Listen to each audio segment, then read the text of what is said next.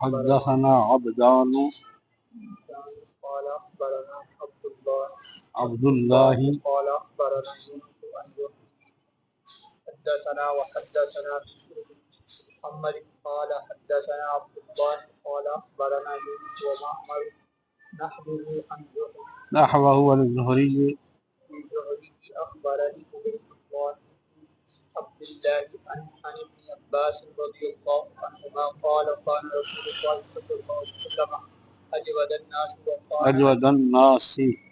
أجود الناس وكان أجود ما يكون أجود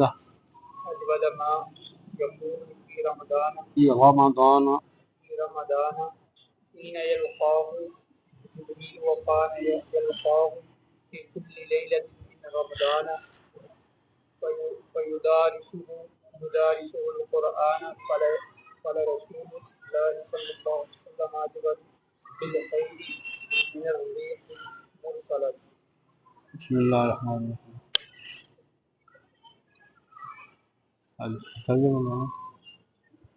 امام بخاری فرماتے ہیں ہمیں حدیث بیان کی دو بندوں ابدان نے ابدان نام ہے بندے نام ہے ابدان نے وہ فرماتے ہیں کہ ہمیں مجھے خبر دی ہمیں عبداللہ فرماتے ہیں کہ خبر دی ہمیں یونس نے زہری سے اور حدیث بیان کی ہمیں بشر بن محمد نے وہ فرماتے کہ ہمیں حدیث بیان کی عبداللہ فرماتے کہ ہمیں مجھے خبر ہم یونس اور معمر اسی کی مثل زہری سے زہری فرماتے ہیں مجھے خبر دی عبید اللہ بن عبداللہ ابن عباس سے قال وہ فرماتے ہیں کہ کان رسول اللہ صلی اللہ علیہ وسلم تھے سب سے زیادہ سخی لوگوں میں سے اور ہوتی تھی زیادہ سخاوت رمضان میں جب آپ سے ملاقات کرتے جبریل وکانا ہوتے زیادہ سخی ما یکون جب رمضان ہوتا جب ملاقات کرتے آپ سے جبریل اور ملتے تھے آپ سے رمضان کی ہر رات میں دور کرتے قرآن مجید کا آپ سے بس رسول اللہ زیادہ سخی تھے بھلائی میں چلنے والی بھیجی گئی ہواؤں سے بھی کس سے بھیجی ہوئی ہواؤں سے مرسلہ میں بھیجی ہوئی رسول اللہ زیادہ سخی تھے بھیجی ہوئی ہواؤں سے میں سے جی تو اب اس میں پہلے راوی جو ہیں وہ ہیں عبدان عبداللہ بن عثمان ہیں اور انہوں نے امام مالک حماد وغیرہ سے سماع حدیث کیا ہے دوسرے راوی ہیں عبداللہ بن مبارک ان کی امامت تقوی سقا عبادت حجت ہونے پر سب متفق ہیں یہ تبع تابعین میں سے ہیں تیسرے راوی ہیں بشر بن محمد زہری کی بات پہلے ہو گئی نا صحیح کون ہے امام بخاری نے روایت لی ہے آگے عبید اللہ بن عبداللہ یہ بھی تابعی ہیں مدینہ کے مشہور 7 فقہا میں سے ایک ہیں انہوں نے بھی کئی صحابہ سے سماع کیا جس میں ابن عباس حضرت ابن عمر حضرت ہریرہ رضی اللہ عنہ اور یونس بن یزید انہوں نے بھی کئی تابعین سے حدیث کا سماع کیا ہے قاسم ہے اکرمہ ہے سالم ہے نافع وغیرہ اور معمر بن ابی عمر معمر یمن کے عالم تھے انہوں نے بہت سارے تابعین سے حدیث کا سماع کیا ہے اور ان میں عمر بن دینار ہیں ایوب ہیں قتادہ ہیں آگے ان سے بھی تابعین کی ایک جماعت نے سماع کیا اور اس کے بعد ہیں زہری ان کا پہلے ذکر ہو گیا ہے آگے ہیں ابن عباس رضی اللہ تعالیٰ عنہ یا حضور کی چچا زاد بھائی ہیں والدہ کا نام لبابہ ہے امہات المومنین حضرت میمونہ رضی اللہ تعالیٰ عنہ ان کی والدہ کی بہن تھی حضرت ابن عباس کی اس طرح حضرت ابن عباس رضی اللہ تعالیٰ عنہ کی خالہ ہوئی اکثر حدیث میں آتا ہے کہ میں اپنی خالہ گھر گیا تھا ابن عباس فرماتے ہیں میں نے رات اپنے خالہ کے یہاں گزاری تھی اسے یہی مراد میمونہ رضی اللہ تعالی عنہا ہے۔ ہجرت سے 3 سال قبل ولادت ہوئی۔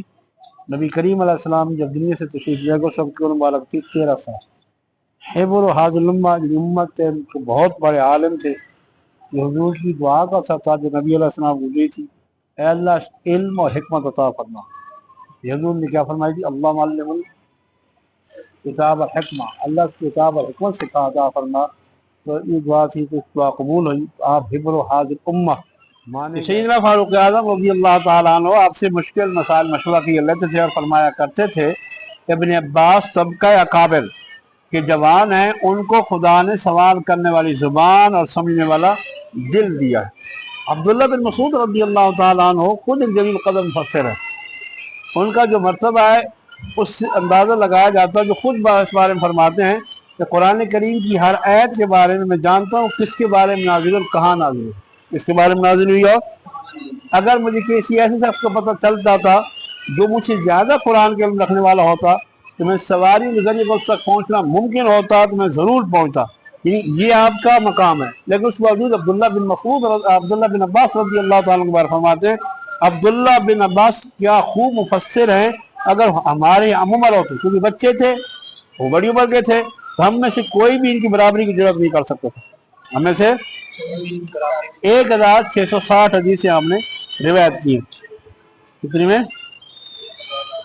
تو محمد بن حنفیہ نے جنازہ پڑھانے کے بعد کہا جب آپ کا انتقال ہو گیا، طائف کے اندر انتقال ہوا تو عبداللہ بن زبیر کے دور میں تو محمد بن حنفیہ نے نماز جنازہ پڑھانے کے بعد فرمایا تھا کہ آج امت کا مفسر اٹھ گیا ہے آج۔ اور آگے بات چل رہی تھی کہ ہاں لکھنے کی، یہ بات ہوئی تھی نا، دو سندوں کے درمیان جو ہاں لکھنے کے محدثین کا طریقہ ہوتا ہے تو کیا لکھتے ہیں؟ ہاں لکھتے ہیں۔ یہ مسلم شریف میں زیادہ ہے، بخاری میں نسبت کم ہے کہ جب ایک حدیث کی 2 یا 2 سے زیادہ سندیں ہوں، جب ایک حدیث کی ایک سند سے دوسری طرف منتقل ہوتا ہے ہاں لکھ دیتے ہیں محدثین۔ کیا لکھتے ہیں؟ تحول سے ہے، یعنی ایک سند سے دوسری سند کی طرف پھرنا، تو پڑھنے والا اس کو ہاں پڑھے گا یا تحویل پڑھے گا، اس کا فائدہ کیا ہوگا؟ تو کہتے ہیں فائدہ یہ ہوگا جو دوسری سند کو پہلی سند کے ساتھ جوڑ کر ایک سند نہ مان لیا جائے، دوسری سند کو پہلی سند کے ساتھ مرکب کر کے جوڑ کر دونوں کو ایک سند نہ کرا دیا جائے، جو علیحدہ علیحدہ سند، اس لیے کیا کرتے ہیں؟ ہاں لکھتے ہیں۔ اب کیا فرمایا رسول اللہ صلی اللہ علیہ وسلم رمضان شریف میں کیا تھے؟ اجود جو اس میں تفضیل کا صیغہ ہے اور جو جودو سے مشتق ہے، اس کا مطلب کیا ہوتا ہے؟ مطلب یہ ہوتا ہے کہ مناسب چیز مناسب شخص کو دینا، مناسب چیز، یہی معنی سخاوت کی ہے۔ اجود الناس کو معنی ہوگا تمام لوگوں سے زیادہ سخت، تمام لوگوں سے۔ اور ایک حدیث میں نبی کریم علیہ السلام نے فرمایا کیا میں تمہیں یہ نہ بتاؤں کہ سب سے زیادہ جواد کون ہے؟ سب سے زیادہ جواد فرمایا اللہ سب سے زیادہ جواد ہے، اور بنو آدم میں سب سے جواد حضور نے فرمایا جواد میری ذات ہے، یعنی میں ہوں، اور میرے بعد سب سے زیادہ وہ شخص ہوگا جس نے علم حاصل کیا اس کو پھیلایا، علم حاصل کیا اس کو قیامت کی امت میں اکیلا اٹھایا جائے گا، اور جو شخص سب سے زیادہ جواد ہوگا جس نے اپنی جان اللہ کی راہ میں سخاوت کی حتیٰ کہ شہید ہو گیا۔ اب رمضان مبارک میں دوسری بات یہ ہے کہ ناس کا لفظ آیا، کیا لفظ آیا؟ ناس آیا، تو انسان اشرف المخلوقات ہے، ظاہر ہے جب اشرف المخلوقات جو انسان ہے اس میں حضور ان سے اجود ہیں تو پھر بلحاظ غیر اشرف جو دوسری مخلوقات ہیں ان سے بھی اجود ہی قرار پائیں گے، تو اس سے واضح حضور نہ صرف اجود الناس ہیں بلکہ اجود الخلق ہیں۔ کیا ہیں؟ وہ بھی ایسے کہ دنیا آخرت آپ کے سخاوت کے دسترخوان کا ٹکڑا ہے، جیسے امام مسری رحمۃ اللہ علیہ نے فرمایا فَإِنَّ مِن جُودِكَ الدُّنْيَا وَوَّرَّتَهَا وَمِنْ عُلُومِكَ عِلْمَ اللَّوْحِ وَالْقَلَمِ۔ اب کتنی سخاوت تھی، جیسے میں روایتوں میں آتا ہے ایک خاتون نے آپ سے قمیص کا سوال کیا، نبی کریم علیہ السلام کے بعد سوا اس قمیص کے جو پہنے ہوئے تھے کوئی اور نہیں تھی، آپ نے وہی قمیص اتار کے عطا فرما دی۔ رئیس المنافقین عبداللہ بن ابی کے بیٹے نے آپ سے سوال کیا کہ اس کے باپ کے کفن کے لیے اپنی قمیص عطا فرما دیں، تو نبی کریم علیہ السلام نے کفن کے لیے اپنی قمیص عطا فرما دی۔ اب رمضان المبارک میں بنسبت دوسرے دنوں کو سخاوت بڑھ جایا کرتی تھی، ویسے ہر ٹائم سخی تھے لیکن رمضان المبارک میں سخاوت بڑھ جاتی تھی، اس کی وجہ یہ ہے کہ ماہ رمضان مبارک رحمتوں کا مہینہ، یعنی جیسے موسم ہے رحمت والا، ان دنوں میں اللہ کی رحمت بنسبت دوسرے دنوں کو زیادہ ہوتی ہے۔ جیسے کہ اس کے اول کیا ہے رحمت، درمیان کیا ہے مغفرت، آخر کیا ہے جہنم سے آزادی، صحیح ہے۔ اور فرمایا کہ اللہ تعالیٰ بھی سب زیادہ رمضان میں شازی فرماتا ہے کہ رمضان کی ایک شب ایسی ہے اس نے 1000 مہینوں کے برابر اس کا عبادت ثواب دے دیا۔ رمضان میں ایک تسبیح کا اجر 70 گنا زیادہ ہو جاتا ہے، اور فرض کو ایک فرض کا ثواب بھی 70 فرض کے برابر ہو جاتا ہے، نفل کا ثواب فرض کے برابر ہو جاتا ہے۔ اور رمضان ہم ظہری فرماتے ہیں رمضان میں ایک تسبیح دوسری دن کی 70 تسبیحوں کے برابر ہے۔ اور بعض بات میں آتا ہے کہ رمضان کی ہر رات میں 10 لوگ جہنم سے آزاد ہو جاتے ہیں۔ اس لیے رب کی رحمتوں کا مہینہ ہے، رب کی رفاظی زیادہ ہے، تو جو حضور اللہ تعالیٰ کی صفات سے متصف ہیں اس لیے حضور کی سخاوت بڑھ جایا کرتی۔ پھر جبریل آپ سے ملاقات کے لیے آتے ہیں، جبریل رمضان کی ہر رات ملاقات کر کے حضور نبی علیہ السلام سے قرآن کا دور کرتے، یعنی کبھی حضور پڑھتے اور کبھی جبریل امین پڑھتے، کبھی جبریل پڑھتے حضور سنتے۔ عمر مبارک کے آخری سال میں قرآن مجید کا دور 2 مرتبہ ہوا تھا، صحیح ہے۔ اب ان دنوں میں سخاوت اور بڑھ جایا کرتی تھی جب جبریل آیا کرتے تھے۔ اس کی کیا وجہ تھی؟ کہتے ہیں جبریل کی 3 خصوصیات تھی۔ ایک تو حضور کے خاص محب تھے، دوسرا سید الملائکہ ہے مقرب فرشتوں میں، تیسرا یہ کہ رب کی طرف سے بھیجے ہوئے تھے اس کی طرف سے۔ یہ 3 خصوصیات وہ ہیں جو ہمیشہ پائی جاتی تھی، مگر ایک خاص خصوصیت کہ اب جب کلام ربانی کا دور کرنے آتے یہ ایک اور خصوصیت بڑھ جاتی، تو اس پر حضور کو زیادہ خوشی ہوتی، زیادہ مسرت ہوتی، اس لیے حضور کا درجہ کرم اور جوش پہ آ جاتا۔ تو یہاں کہہ رہے ہیں کہ 3 سبب تھے محرم سخاوت کے 3 سبب تھے۔ ایک رمضان مبارک کی برسات کا یعنی نعمتوں کا برسات کا موسم، جبریل کی امین کی ملاقات، پھر اس میں جبریل امین کی ملاقات خصوصیات بتا دی، پھر قرآن کا دور کرنا تھا۔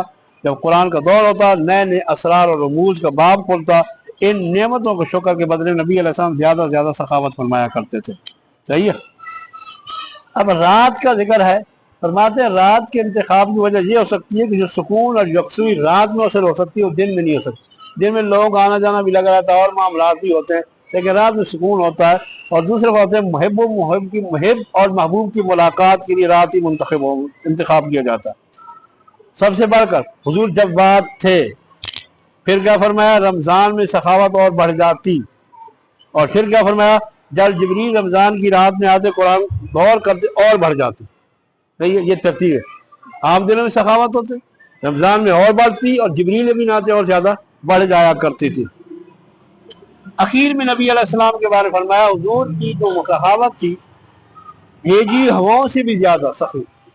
ہوا کتنی ضروری ہے کہ ہر منٹ انسان ہوا کا محتاج ہے، ہر منٹ، اور اتنی مقدار موجود اتنی وافر ہے کہ ہر وقت موجود ہے، ہر وقت، اور ضرورت سے زیادہ موجود ہے، کبھی ہوا کمی محسوس نہیں ہے۔ حضور اس سے بڑھ کر سخی ہے، حضور ہوا کی سخاوت کہہ رہے پتہ چل رہی تمہیں کہ ہوا کے ہر لمحے تم محتاج ہو، انسان محتاج ہے اور ہر وقت لمحہ موجود ہے، مگر حضور کی سخاوت اس ہوا سے بھی زیادہ ہے۔ تو وہ ہوا جو مگر قربان اس جواد کر کے چلتی ہوا بھی اس سے زیادہ حضور سخاوت سے حضور کی سخاوت کا اندازہ لگایا جا سکتا ہے۔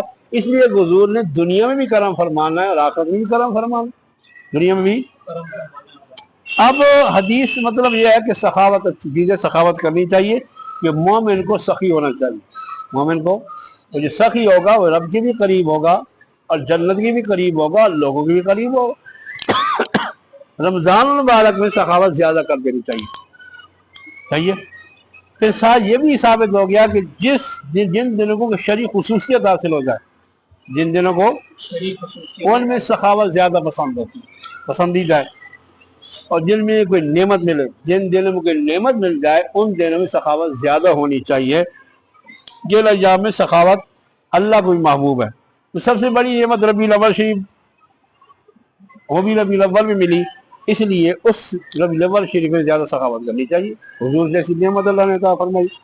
اور رمضان شریف میں قرآن کی تلاوت زیادہ کرنی چاہیے، باقی جو تلاوت ہے قرآن کی تلاوت تمام جو باقی ذکر سے مستحب ہے کہ قرآن کی تلاوت زیادہ کر لیجیے باقی اذکار کی بنسبت، ورنہ اگر کوئی اور ذکر افضل ہوتا تو نبی کریم علیہ السلام اور جبریل امین تلاوت بجائے وہ کرتے۔ آپ کا قرآن کی تلاوت کرنا، دور کرنا اس بات کی دلیل ہے کہ رمضان میں سب سے افضل جو ذکر ہے وہ کیا ہے؟ قرآن کی تلاوت ہونی چاہیے۔ کہ حفاظ کے لیے بھی اس میں درس ہے، حفاظ کو دور کرتے رہنا چاہیے۔ دور کا مطلب کچھ وہ سنیں اور رات میں قرآن پڑھنا زیادہ بہتر ہے۔ اس حدیث سے یہ بھی ثابت ہو رہا ہے رات میں قرآن پاک جو رات جلدی زیادہ یاد ہو جاتا ہے، اور ساتھ ساتھ یہ بھی بات پتہ چل رہی ہے کہ صالحین اور جو اصحاب فضل ہوتے ہیں ان کی زیارت کرنی چاہیے، ان کی مجلس میں بیٹھنا چاہیے۔ اگر صالحین اصحاب لیکن ان کا حرج نہ ہو، تو صالحین اور اصحاب فضل کا حرج نہ ہو تو ان کی زیارت بھی زیادہ کرنی چاہیے، اور تاکہ ایسا نہ ہو کہ ان کی مشاغل ان کی اپنی جو مصروفیات ہو اس میں انسان رکاوٹ بن جائے، ایسا بھی نہیں ہونا چاہیے۔ اور دوسری بات یہ ہے کہ قرآن مجید ویسے بتا دیے کیونکہ جتنے باقی جتنے اذکار ہیں ان کی اصل تو قرآن ہی ہے، جتنے وظائف ہیں اذکار اصل تو کیا ہے؟ قرآن مجید ہے۔ اس لیے اگر تو دور کرنا بھی سنت ہو گیا، جو دور نہیں کرتے پھر قرآن بھول جاتا ہے، جب دور نہیں کرتے تو قرآن پاک بھول جاتا ہے، اس لیے دور کرتے رہنا چاہیے۔ اب علماء فرماتے ہیں کہ باقی جو کتابوں کے نزول کی تاریخ ہے، ابراہیم علیہ السلام جو صحیفہ صحف ابراہیم کہا گیا کہ وہ پہلی رمضان کو نازل ہوئے، تورات 2 رمضان کو، انجیل 3 رمضان کو، اور قرآن کی نزول کی ابتدا 17 رمضان مبارک کب ہے؟ 17 رمضان مبارک ہے۔